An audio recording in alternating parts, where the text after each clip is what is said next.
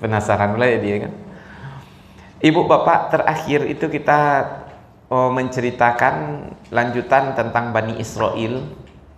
Dan kita ingatkan kembali, Bani Israel ini adalah bangsa paling aneh sedunia sepanjang zaman. Dan karena itulah dijadikan oleh Allah sebagai pelajaran. Ya, ada sisi baiknya, perlu kita contoh, di mana orang taatnya minta ampun pula. Yang jahatnya muntah kita mendengarnya. Ya, gitulah kira-kira. Kemarin itu Allah menceritakan pertama nikmat Bani Israel. Ingatlah nikmat yang sangat banyak aku karuniakan kepada kalian, lebih daripada dikaruniakan kepada umat-umat lain. Pertama, kalian dibebaskan dari penjajahan Fir'aun dan antek-anteknya, di mana anak-anak perempuan kalian dibiarkan hidup, yang laki-laki dibunuhi. Kemudian kalian diselamatkan dari kejaran Fir'aun. Nikmat yang berikutnya, dengan terbelahnya laut, sangat ajaib, sehingga kalian selamat dari kejaran Fir'aun dan bala tentaranya ke seberang, dan Fir'aun dengan bala tentaranya ditenggelamkan oleh Allah. Kalian saksikan dengan mata kepala kalian, bukan nota orang, bukan cerita orang. Kemudian selanjutnya, Nabi Musa diminta oleh Allah untuk naik ke puncak bukit Tursina menerima wahyu, yaitu kitab Taurat. Sementara dia pergi, kalian cuma 40 hari ditinggalkan, kalian bikin patung anak sapi, lalu kalian sembah itu. Alah bodohnya kalian. Hukuman untuk kalian, kalian harus mati, tetapi dimaafkan oleh Allah. Ya, seharusnya kalian semuanya mati, tapi sebahagian besarnya justru diberi maaf oleh Allah. Ingat tuh nikmat besar kepada kalian. Kalau nak, kalian tak ada lagi nih. Berikutnya apa kata Allah? Summa fauna. Kita bacalah ibu bapak. Ayat 52 kita baca sama-sama. A'udzu billahi minasy syaithanir rajim. Bismillahirrahmanirrahim. Thumma afawna ankum min ba'di dzalika la'allakum tashkurun. Wa idh atayna Musal kitaba wal furqana la'allakum tahtadun. Wa idh qala Musa liqaumihi ya qaumi innakum zalamtum anfusakum bittikhadikumul ijl fatubu ila bari'ikum faqtulu anfusakum dzalikum khairul lakum 'inda bari'ikum fataba 'alaikum innahu huwat tawwabur rahim. Apa ceritanya? Dia begini ibu bapak, kisah di dalam Al-Quran ini seperti film kadang-kadang. Ceritanya maju, mundur lagi ke belakang, yang diistilahkan flashback. Flashback kan? Apa kata Allah terlebih dahulu? Ingat ketika kami ambil janji terhadap Musa selama 40 hari naik ke Bukit Tursina menerima wahyu. Kalau bahasa kita sekarang i'tikaf ibu bapak di karena waktu itu tidak ada masjid, disuruh oleh Allah i'tikaf di atas Bukit Tursina.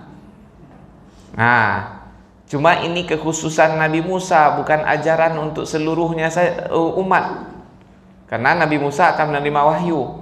Jadi kalau ada orang sekarang ibu bapak pergi pula dia ke puncak gunung bertapa, dia di dalam tuh dengan alasan dia mendapatkan wahyu, ilham atau wangsit, ini bukan ajaran Islam, ya, bukan ajaran Islam sama sekali. Ini untuk Nabi Musa saja.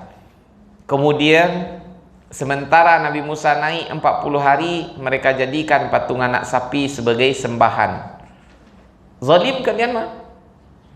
Kenapa ibu bapak? Karena mempersedikatkan Allah dengan sesuatu yang lain, itulah zalim sebenar-benarnya zalim. Inna syirka la zulmun azim. Sesungguhnya syirik, memperserikatkan Allah dengan Tuhan yang lain, itu adalah perbuatan yang paling besar kezalimannya. Kemudian kami maafkan kalian. Afauna itu betul-betul dimaafkan sebersih-bersihnya. Setelah pelanggaran itu, mudah-mudahan dengan demikian kalian mau bersyukur.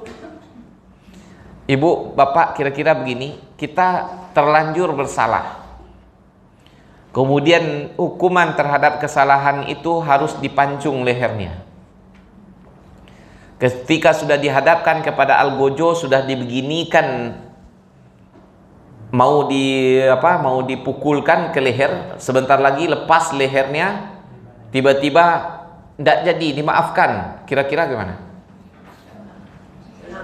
Nah, rasanya kita hidup untuk kedua kali kan? Nah, begitulah yang terjadi dengan Bani Israel.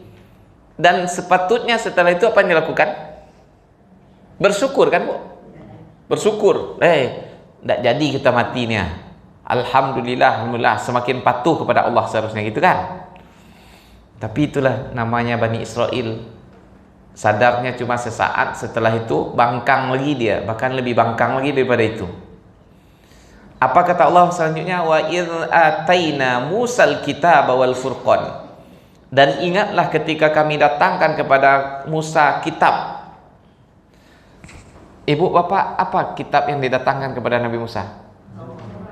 Taurat. Nah, Zabur kepada Nabi Daud.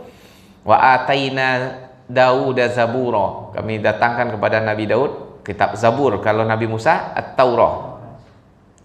Kemudian kata Allah wal furqan, dan furqan. Apa maksudnya tuh? Apa itu pembeda, Pak? Kalau kita namanya sunnah, hadis. Kalau di dalam agamanya mereka dulu namanya Talmud. Jadi ada Al-Quran, ada Sunnah, ada Taurat, ada Talmud. Ucapan-ucapan Nabi Musa memperjelas makna yang terkandung di dalam kitab Taurat. Kami datangkan kepada Musa kitab dan Talmud, gitulah, Taurat dan Talmud untuk saling untuk menjelaskan kitab Taurat. La'allakum tahtadun, mudah-mudahan dengan demikian kalian mendapatkan petunjuk. Kemudian diingatkan oleh Allah hukuman terhadap mereka tadi yang menyembah patung anak sapi. Sebelumnya apa? Dan ingatlah ketika Musa berkata kepada kaumnya, sesungguhnya kalian itu betul-betul telah menzalimi diri kalian sendiri. Bagaimana caranya? Dengan menjadikan patung anak sapi sebagai sesembahan. Ibu, bapak, sebenarnya ada masuk akal kita menyembah patung? Alhamdulillah, ibu bapak terlahir dari orang tua muslim, tinggal hidup di lingkungan muslim. Alhamdulillah, saya yakin kita selamat atau bersih dari kurafat-kurafat aneh-aneh. TBC kalau istilah orang dulu, apa? Tahayul, TBB, bid'ah dan khurafat. Tahayul, bid'ah dan khurafat.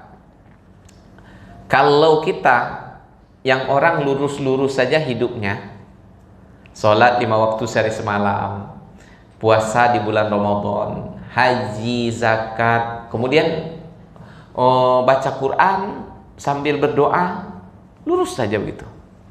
Alhamdulillah.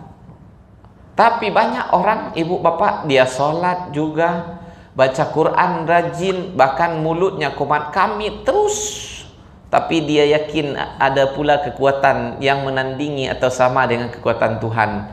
Percaya dengan tahayul-tahayul, pokok kayu itu tuh, sakti itu. Beko datang pula ke situ mengadakan sesajen.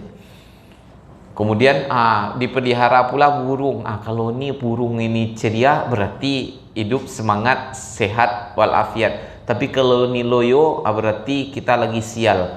Ya Allah. Dia sandarkan kepada hal-hal seperti itu. Ibu, itulah makanya diceritakan di sini. Kenapa kok mereka bisa sampai menyembah patung anak sapi, tidak masuk akal tuh. Dia sendiri yang bikin, kemudian dia pula yang menyembahnya. Ada lebih bodoh daripada itu. Kenapa? Begini, fitrah manusia itu diciptakan oleh Allah di dalam hati kita. Ada sifat namanya tadayun. Tadayun itu suka beragama. Manusia ini meyakini ada kekuatan gaib yang jauh lebih hebat, lebih berkuasa daripada dirinya terhadap dirinya. Itu betul. Dan bagi kita namanya itu adalah Allah, sang pencipta kita. Tidak ada selain itu. Kalaupun ada makhluk selain itu, yang dia mungkin bisa mengganggu kita segala macam seperti jin, ada yang baik yaitu malaikat, kita tidak diizinkan untuk menyembahnya, memohon, meminta kepada dia. Kalaupun kita takut, khawatir dari kejahatan setan, jin, gentayangan segala macam, kita hanya memohon kepada Allah, bukan kepada jin tuh. Kalau bagi mereka yang sesat, mereka justru minta kepada setan-setan itu, hantu-hantu itu. Nah, dikasihnya lah makan hantu tuh, dikasihnya lah sesajen ini dan itu. Itulah yang dilakukan oleh orang seperti beragama Hindu, Buddha, Konghucu, macam ya. Apapun dipertuhannya. Saya sudah save di dalam WA saya ini, Ibu Bapak kalau ingin melihatnya nanti ya, saya share gitu. Banyak orang-orang di India itu contohnya, karena mereka terbiasa dengan hal-hal khurafat, apapun dipertuhannya. Kemarin saya lihat ada sebuah patung begitu. Patungnya itu jelek bentuknya. Tiba-tiba datang anjing-anjing itu memutar-mutari patung tuh. Dianggaplah anjing ini anjing keramat, kemudian sujud mereka menyembah anjing nih. Pokoknya apa yang ajaib mereka temukan, mereka sembah. Ada orang begitu diciptakan oleh Allah agak beda begitu, tangannya 3 umpamanya. Itu kan hal biasa saja, ada kelainan genetik kalau bahasa kita. Pokoknya aneh pada orang tuh, ini orang keramat nih, disembah.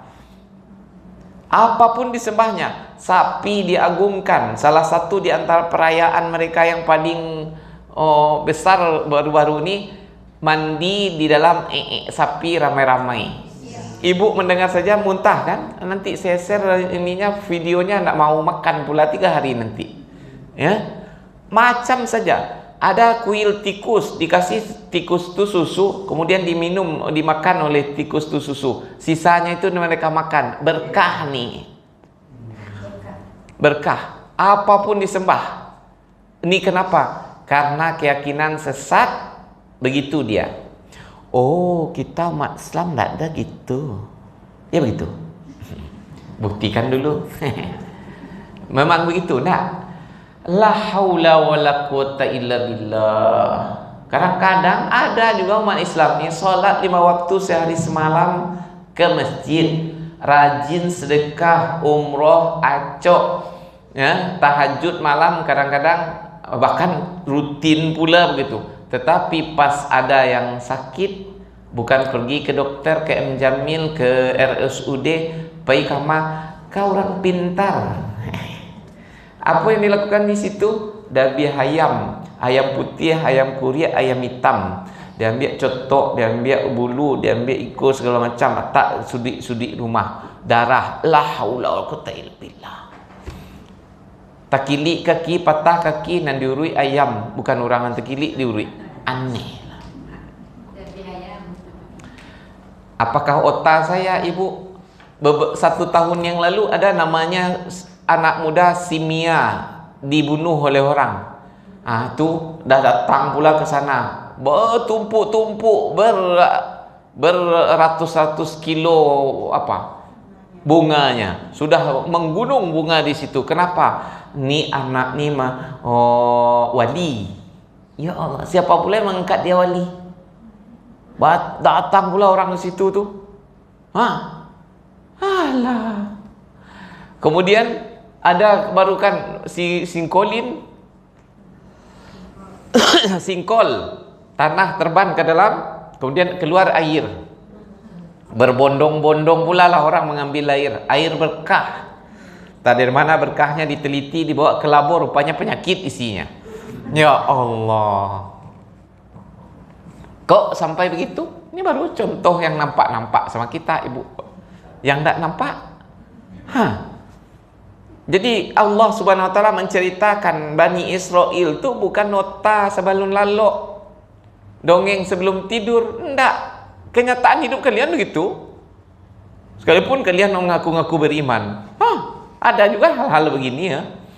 Kurafat, TBC, bahkan sampai kepada syirik, memperserikatkan Allah. Ini kan langkah-langkah. Kita tidak katakan mereka kafir, keluar dari agama Islam, musyrik seperti orang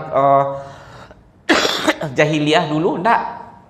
Tapi langkah-langkah menuju situ, dan itu jelas-jelas dosa besar. Dosa besar. Ibu bapak, itulah dikatakan oleh Allah. Ini perangai. Ingatlah ketika Musa berkata kepada kaumnya, wahai kaumku, sesungguhnya kalian betul-betul zalim terhadap diri kalian sendiri, menjadikan patung anak sapi sebagai sesembahan. Oleh karena itu, bertaubatlah kalian kepada Tuhan kalian. Caranya, faktulu anfusakum, bunuh diri kalian sendiri. Saling tebas menebas. Jadi ini ibu bapak berkumpul orang 10 gitu. Sudah. Tebas ini, kemudian tawannya menebas pula. Tidak ada algojonya, saling jadi algojo gitu. Dalam kisahnya itu sampai 40.000 orang mati dalam sehari itu. Dengan cara bunuh diri sendiri. Kenapa? Karena kalian sudah melakukan perbuatan dosa yang sangat keterlaluan.